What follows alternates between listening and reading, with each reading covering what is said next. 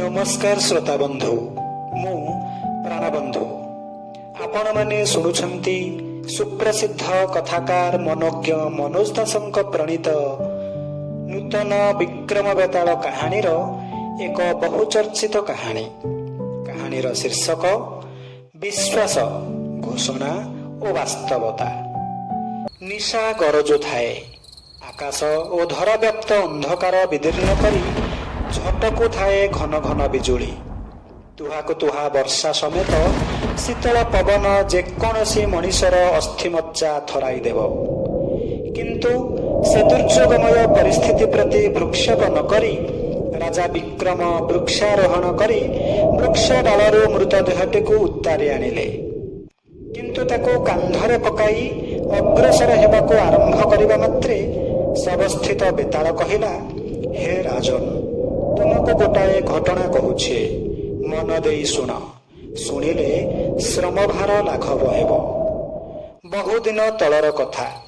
दंडकारण्यर एक प्रांतरे भद्रासन पर्वतर पाददेशरे माल्यदेव नामक जने तपस्वी वास करुथिले।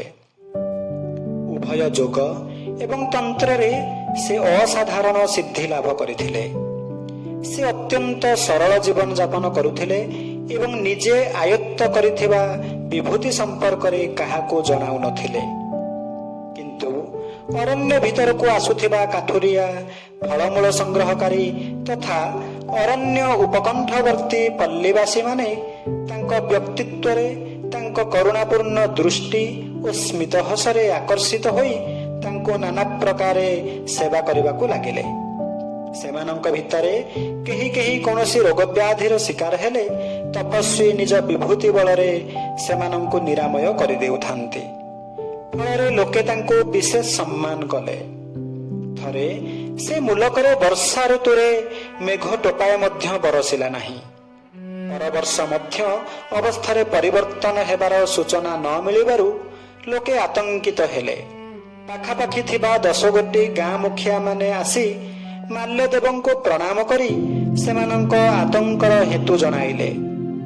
सेमानंक धारणा तपस्वी संकल्प कले आसन्न मरुडीरु सेमाने वर्ती जिवे। किछि जागयज्ञ करबा आवश्यक हेले कुहंतु, सेमाने कहिले।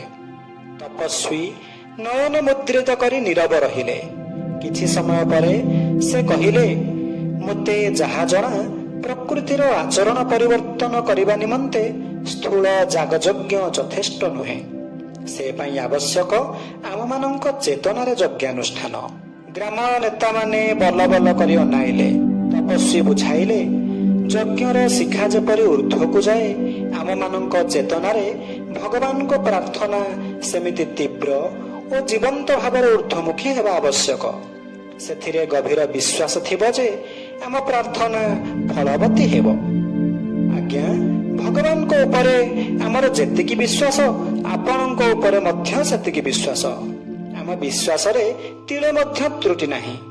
ग्राम नेता माने दृढ़ कंठरे कहिले, सते तेबे वर्षा अनिवार्य भाବରେ हेबो। तुम मानक कथा जदि सत्य होइथिबो तेबे वरम मुसळ धारार वर्षा हेबो। उत्तम। जे सब ग्रामवासी माने सेमानक आंतरिक प्रार्थना प्रकृति माता शुणिबे एवं तांको करुणारू वर्षा निश्चय हेबो बोली विश्वास करुछंती, सेमाने आगामी काली अपराह्नरे आमर ए पहाड़टी तले आसी एकत्र हुअन्तु। यज्ञ करिबा एवं वर्षा अवश्य हेबो। तपस्वी कहिले। परदिन शताधिक लोके आसी पहाड़ पाददेशरे एकत्र हेले। तपस्वी सेमानंक उपरु थरे आखि बुलाई आनी प्रश्न कले, तुमे माने तुम प्रार्थना फलरे निश्चय वर्षा हेबो एही विश्वास पोषण करुछ? आज्ञा हाँ, आम प्रार्थना जोगे निश्चय वर्षा हेबो बोली आमे विश्वास करुछु, ग्राम नेता मानंक मुखपात्र कहिले। तपस्वी यज्ञ प्रज्वलन कले एवं ध्यानस्थ हेले। चाहू चाहू मेघ घोटी आसिला, किंतु संध्या हेबा सत्वे वर्षा हेला नाही। मेघ पुणी अपसरी गला।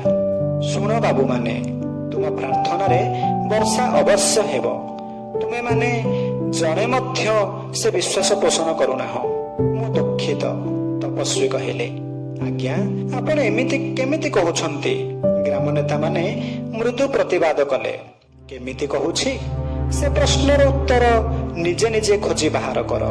ବାହାର କରିପାରିଲେ ହୁଏତ ସାମାନ୍ୟ ସଚେତନ ହେବ, ସେତେବେଳକୁ ଦେଖାଯିବ।